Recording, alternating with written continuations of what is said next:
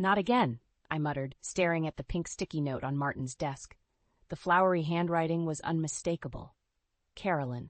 I crumpled the paper in my fist, my jaw clenching as I fought the urge to scream. This wasn't the first time I'd found one of her little love notes, and I doubted it would be the last. I smoothed out the paper, reading the words that made my stomach churn. Lunch today? I'll bring your favorite. So. I heard the front door open, and Martin's voice called out, Elaine, I'm home early. Quickly, I shoved the note into my pocket. In your office, dear, I called back, trying to keep my voice steady. Martin appeared in the doorway, his smile fading as he saw my face. What's wrong? I forced a smile. Nothing. Just tidying up a bit. He crossed the room, wrapping his arms around me. You're a terrible liar, Elaine. What's really going on? I pulled away, unable to meet his eyes. It's nothing, really. I found another note from Carolyn. Martin sighed, running a hand through his salt and pepper hair. Elaine, we've been over this. She's just being friendly. Friendly? I scoffed, pulling the crumpled note from my pocket. This doesn't look like friendly to me, Martin. He took the note, his brow furrowing as he read it. Okay, I admit it's a bit much, but you know there's nothing going on between us, do I? The words slipped out before I could stop them. Martin's eyes widened. Elaine, how can you even think that? After everything we've been through. I sank into his desk chair, suddenly feeling every one of my 47 years. I don't know what to think anymore, Martin. She's beautiful, successful, everything I'm not. Stop it, Martin said firmly, kneeling in front of me. You are everything to me, Elaine. You always have been, since that first day in high school when you tutored me in algebra. I couldn't help but smile at the memory. You were hopeless with quadratic equations. And you were patient, he said, taking my hands in his, just like you've been patient with me all these years. The phone on Martin's desk rang, shattering the moment. He glanced at the caller ID and frowned. It's work, he said apologetically. I have to take this. I nodded, watching as he answered the call. His face grew serious as he listened, and I felt a knot form in my stomach. Yes, I understand, he said. I'll be there in 20 minutes. He hung up and turned to me. I'm sorry, honey. There's an emergency at the office. I have to go in. On a Saturday? I asked, my voice tight. Martin nodded, already reaching for his jacket. I know, I'm sorry. I'll make it up to you, I promise. As he hurried out the door, I couldn't shake the feeling that something was wrong. I picked up my phone, scrolling through my contacts until I found the number I was looking for. Gloria? I said when Martin's mother answered. It's Elaine. I need your advice. Of course, dear. Gloria's warm voice came through the line. What's troubling you? I took a deep breath, steeling myself. It's about Martin and a woman at his office named Carolyn. As I poured out my fears to Gloria, I couldn't help but wonder. Was I fighting to save my marriage, or was I already too late? I hung up the phone with Gloria, her words of reassurance ringing hollow in my ears. The house felt too quiet, too empty. I needed to do something, anything, to keep my mind off Martin and Carolyn. Grabbing my purse, I headed out the door. The farmer's market would be a good distraction, I thought. As I wandered through the stalls, the vibrant colors and bustling energy did little to lift my spirits. Elaine? A familiar voice called out. I turned to see Sarah, an old friend from college. I thought that was you. How are you? I forced a smile. Oh, you know, just picking up some fresh produce. Sarah's eyes narrowed. Are you okay? You seem off. Before I could answer, my phone buzzed. A text from Martin. Running late. Don't wait up. My heart sank. Sarah must have seen the change in my expression because she grabbed my arm. Come on, let's get coffee. You look like you need to talk. 30 minutes later, we were seated in a cozy cafe, steaming mugs in front of us. I found myself pouring out everything. The notes, Carolyn's relentless pursuit, my growing doubts. Sarah listened intently, her brow furrowed. Elaine, honey, this isn't right. You need to confront Martin about this. I shook my head. I've tried, Sarah. He just brushes it off, says I'm overreacting. Then you need proof, Sarah said firmly, something he can't ignore. The idea sent a chill through me. You mean spy on him? Sarah shrugged. Call it what you want, but you deserve the truth, Elaine. As I drove home, Sarah's words echoed in my mind.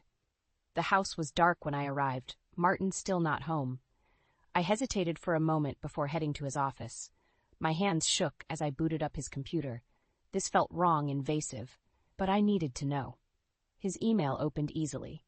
He'd never bothered to change his password from our anniversary date. I scrolled through, my heart racing.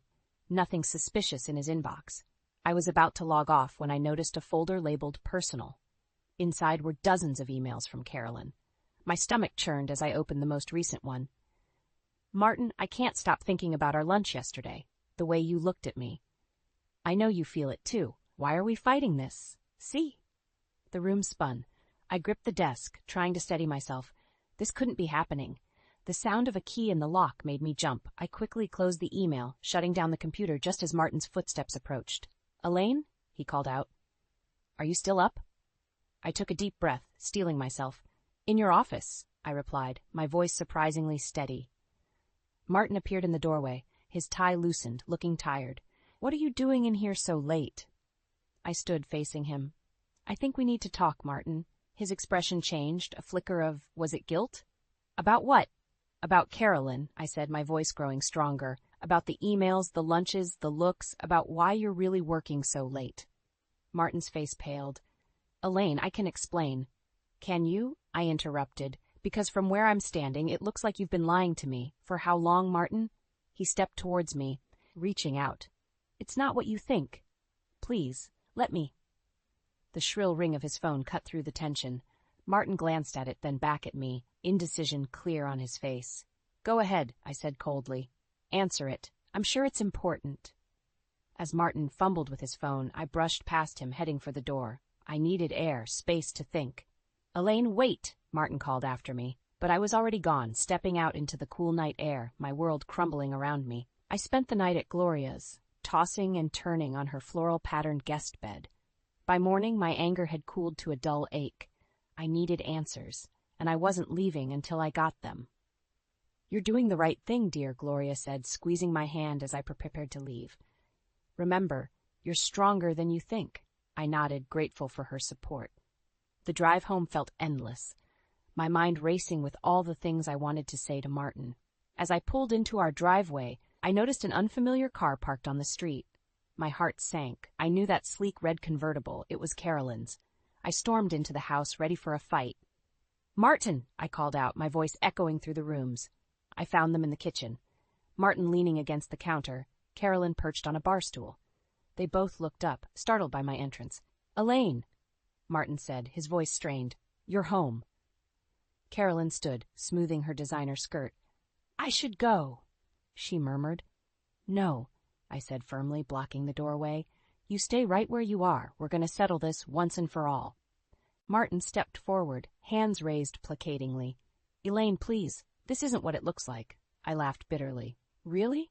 Because it looks like my husband is having a cozy breakfast with the woman who's been trying to steal him away. Carolyn's face flushed. That's not fair. Martin and I are just what? I interrupted. Friends? Colleagues? Is that why you're sending him love notes and intimate emails? Martin's eyes widened. You read my emails?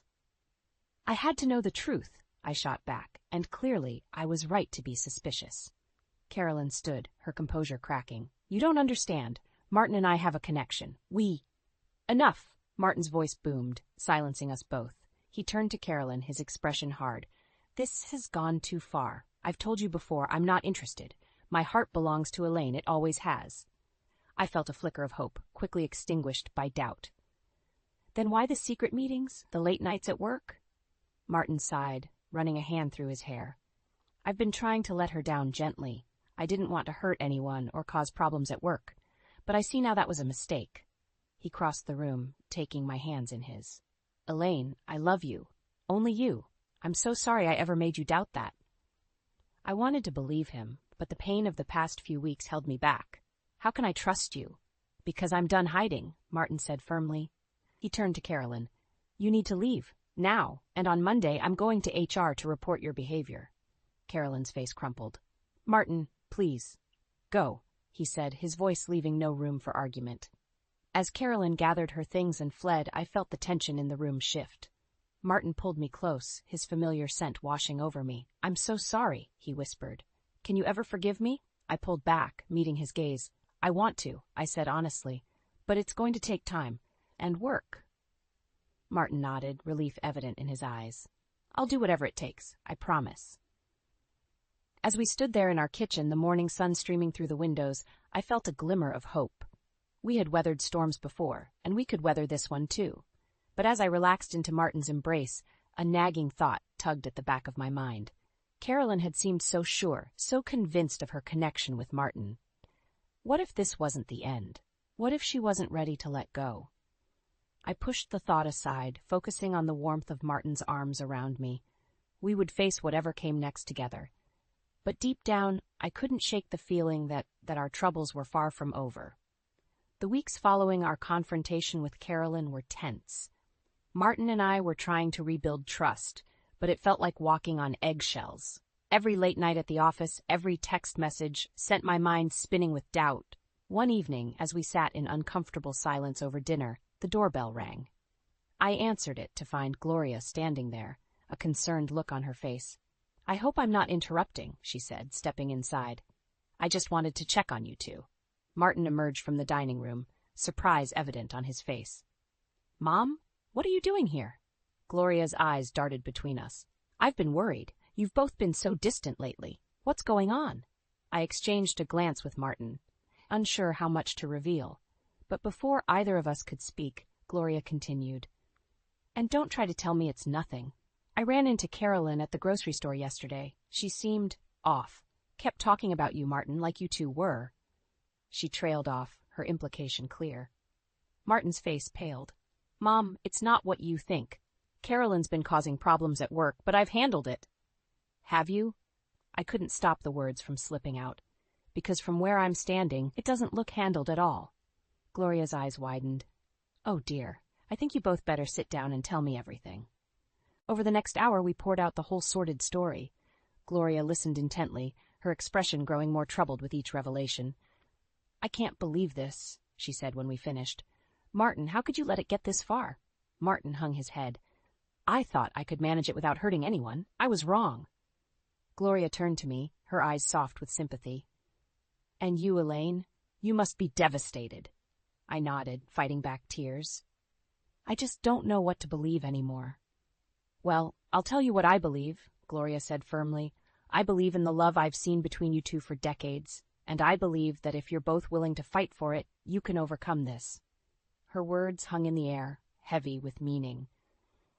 Martin reached for my hand, and after a moment's hesitation, I let him take it. "I want to fight for us," he said softly. "If you'll let me." Before I could respond, Martin's phone buzzed. He glanced at it, his face darkening. "It's Carolyn," he said. "She's outside, says she needs to talk to me." My heart raced. "Are you going to?" Martin stood, his jaw set. "Yes, but not alone. We're going to face this together." As we approached the front door, I could see Carolyn through the window, pacing on our porch. She looked disheveled, nothing like her usual polished self. Martin opened the door, and Carolyn's eyes lit up. "Martin, I knew you'd come." She stopped short when she saw me and Gloria behind him. "What are they doing here?" she hissed. "This is between us, Martin." "No, it's not," Martin said firmly. "Whatever you have to say, you can say it in front of my wife and mother." Carolyn's face contorted with anger. "You don't mean that. We have something special, Martin. You can't deny it." I felt a surge of anger, stepping forward. "That's enough, Carolyn. You need to leave. Now." She laughed bitterly. "Or what? You can't keep us apart forever, Elaine. Martin will realize."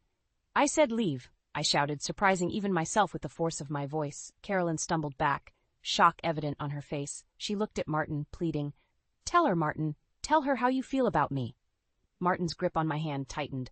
"The only thing I feel for you is pity, Carolyn. Please, get help." As Carolyn fled down our driveway, sobbing, I turned to Martin. "This isn't over, is it?" He shook his head grimly. "No, I don't think it is. But whatever comes next, we'll face it together." I nodded, a mix of fear and determination coursing through me. As we closed the door on Carolyn's retreating figure, I knew we had a long road ahead. But for the first time in weeks, I felt ready to fight for our love, no matter what it took. The days following Carolyn's meltdown on our porch were eerily quiet. Too quiet. Martin assured me he hadn't heard from her, but I couldn't shake the feeling that this was the calm before the storm. One afternoon, as I was folding laundry, Martin's phone buzzed on the nightstand. I hesitated, my hand hovering over it. We'd promised transparency, but this felt invasive. The screen lit up again, and my resolve crumbled. My heart stopped as I read the message preview. Carolyn, I miss you. Please, just one more. With shaking hands, I unlocked Martin's phone. The full message made my blood run cold. I miss you. Please, just one more night. What we had was special. I scrolled up, my vision blurring with tears. Dozens of messages, all from Carolyn, all intimate and pleading. Martin's responses were sparse, but they were there. Not now. We can't. This has to stop. But he hadn't blocked her, hadn't reported her to HR like he'd promised. I sank onto the bed, clutching the phone. How could I have been so naive? The front door opened, and I heard Martin call out, "Elaine, I'm home early." I wiped my eyes, steeling myself. Upstairs, I managed to croak out. Martin appeared in the doorway, his smile fading as he took in my tear-stained face and his phone in my hand. "Elaine, what's wrong?" I held up the phone, my voice surprisingly steady. "Care to explain these?" He paled, reaching for the device. "It's not what you think." "Don't," I cut him off. "Don't you dare tell me what I think. I trusted you, Martin. I believed you when you said it was over." Martin sat heavily on the edge of the bed. "It is over. I swear, Elaine. I've been trying to get her to stop." "By saying not now?" I spat. "That's not a no, Martin. That's a maybe later." He buried his face in his hands. "I know. I messed up. I thought if I let her down gently, she'd eventually give up." "And did she?" I asked, already knowing the answer. Martin shook his head. "No. If anything, she's gotten worse. She shows up at my office, calls me constantly. I didn't want to worry you, but..." "But what?" I pressed. He looked up, his eyes haunted.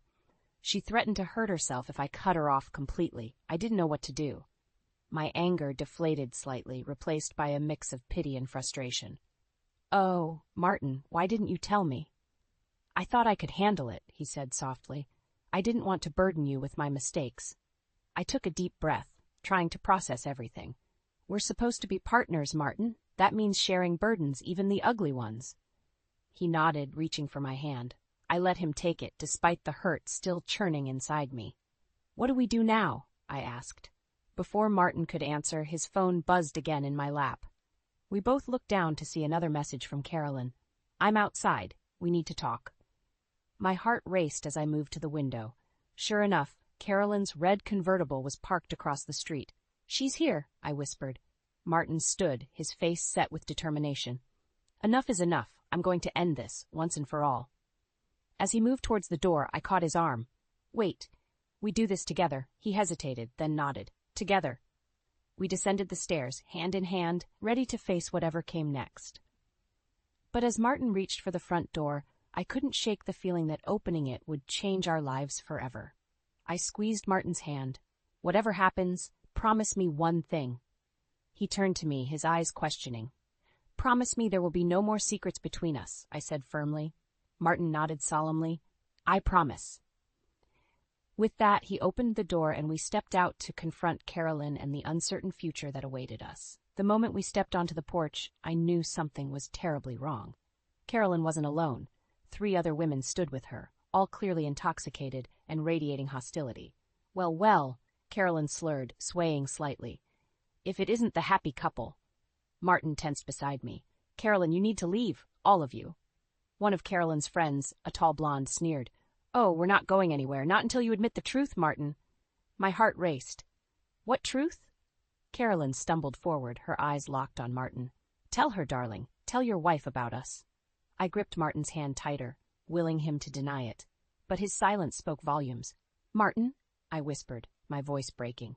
He turned to me, anguish etched across his face. "Elaine, don't you dare lie to her!" Carolyn shrieked, lurching towards us. "We were in love. Tell her." Martin stepped in front of me protectively. "That's enough, Carolyn. You're drunk and delusional." The blonde friend laughed bitterly. "Delusional? We've all seen the texts, the emails. You led her on for months." My world tilted on its axis. Months? I thought this was recent, but... "Is that true?" I asked Martin, my voice barely audible. Before he could answer, Carolyn lunged at me, her nails raking across my cheek. "He's mine!" she screamed. Chaos erupted. Martin wrestled Carolyn away while her friends shouted and pushed. I stumbled back, my hand pressed to my stinging face, watching the scene unfold like a nightmare. Suddenly, Gloria's voice cut through the mayhem. "What in God's name is going on here?" We all turned to see Martin's mother striding up the walkway, her face a mask of fury. "Mom," Martin started, still restraining a sobbing Carolyn. "I can explain." Gloria held up a hand, silencing him. She surveyed the scene, her eyes narrowing as they landed on Carolyn. "You," she said, her voice ice cold. "I warned you to stay away from my family." Carolyn hiccuped, mascara streaking down her face. "You don't understand. Martin and I understand perfectly," Gloria interrupted. "You're a sad, desperate woman who can't accept reality. Now, you and your friends are going to leave before I call the police." Something in Gloria's tone must have sobered the group. They retreated, half dragging Carolyn to their car. As they drove away, Gloria turned to us. "Inside. Both of you. Now." We followed her meekly, the tension palpable. Once in the living room, Gloria rounded on Martin. "Explain yourself, young man, and don't you dare leave anything out." For the next hour, Martin confessed everything. The flirtations that went too far, the emotional affair that never quite became physical, his misguided attempts to let Carolyn down gently. With each word, I felt my heart breaking anew. When he finished, Gloria shook her head, disappointment radiating from her. "I raised you better than this, Martin." She turned to me, her eyes softening. "Elaine, dear, I am so sorry. You deserve better than this mess." I nodded numbly, unable to form words. The weight of everything, the lies, the betrayal, the public humiliation, crashed over me. "I think," I said slowly, rising from the couch, "I need some time alone." Martin reached for me. "Elaine, please," I jerked away. "Don't. Just don't." As I climbed the stairs to our bedroom, I heard Gloria's muffled voice. "You've made your bed, Martin. Now you have to lie in it." I closed the door behind me, sinking to the floor as sobs racked my body. How had we come to this? Could our marriage survive such a betrayal? As the sun set outside our window, casting long shadows across the room, I faced the hardest decision of my life. Stay and fight for our love, or walk away and save what was left of my dignity. With shaking hands, I reached for my phone. I needed advice, support, anything to help me navigate this nightmare. As I scrolled through my contacts, one name stood out: Sarah, my old college friend. The one who had urged me to confront Martin in the first place. I hit dial, praying she would answer. On the third ring, her voice came through. "Elaine? What's wrong?" Taking a deep breath, I prepared to tell her everything. Whatever came next, I knew one thing for certain: nothing would ever be the same again. The days following Carolyn's drunken confrontation blurred together in a haze of tears and tense conversations. Martin slept on the couch, giving me space I wasn't sure I wanted. Every time I closed my eyes, I saw Carolyn's face, twisted with rage and desperation. A week after the incident, I woke to the sound of breaking glass. Heart pounding, I crept downstairs to find Martin sweeping up shards from a shattered picture frame. Our wedding photo lay among the debris. "What happened?" I asked, my voice hoarse from disuse. Martin looked up, his eyes red-rimmed. "Carolyn, she threw a rock through the window." I felt the blood drain from my face. "She was here? When?" "Just now," he said, running a hand through his disheveled hair. "I chased her off, but, Elaine, this can't go on." I nodded, suddenly feeling very small. "What do we do?" Martin straightened, determination etched across his face. "I'm quitting my job, today." The words hit me like a physical blow. "But your career, you've worked so hard." "None of that matters if I lose you," he interrupted, taking my hands in his. "I'll find another job. What I can't replace is us." Tears welled in my eyes. Part of me wanted to pull away to protect myself from more pain, but a larger part recognized the sacrifice he was making. "Are you sure?" I whispered. He nodded, pulling me close. "I've never been more sure of anything in my life." As we stood there, surrounded by the broken remnants of our past, I felt a glimmer of hope for our future. That afternoon, I accompanied Martin to his office. The tension in the elevator was palpable as we ascended to his floor. When the doors opened, we were met with chaos. Papers were strewn everywhere, desks overturned, and in the center of it all stood Carolyn, wild-eyed and wielding a stapler like a weapon. "You!" she shrieked when she saw us. "How dare you show your face here?" Security guards were trying to restrain her, but she fought like a woman possessed. Martin stepped forward, his voice calm but firm. "Carolyn, stop. This isn't going to change anything." She laughed, a high, unhinged sound that sent chills down my spine. "Change? I'll show you change." Before anyone could react, she hurled the stapler. It missed Martin by inches. shattering the glass wall behind us. In the ensuing commotion, I found myself face to face with Carolyn. Her eyes, once filled with hatred, now held something far more terrifying: emptiness. "He was supposed to be mine," she whispered, her voice breaking. "Why wasn't I enough?" For a moment, I saw past the monster she'd become to the broken woman beneath. "I'm sorry," I said softly, "but he was never yours to have." Security finally managed to subdue her, leading her away in handcuffs. As the elevator doors closed on her tear-streaked face, I felt a weight lift from my shoulders. Martin emerged from his boss's office, looking shell-shocked. "It's done," he said. "I've resigned." I took his hand, squeezing it gently. "Let's go home." As we drove away from the building that had been the source of so much pain, I realized we were at a crossroads. Our life as we knew it was over. The future stretched before us, uncertain and terrifying. "What now?" I asked, my voice barely above a whisper. Martin glanced at me, a small smile playing at his lips. "Now, we start over. Together." I nodded, feeling a mix of fear and excitement. We had weathered the storm, but the aftermath would test us in ways we couldn't imagine. As we pulled into our driveway, I saw Gloria waiting on the porch, her face etched with concern. I took a deep breath, steeling myself for whatever came next. "Ready?" Martin asked, his hand on the door handle.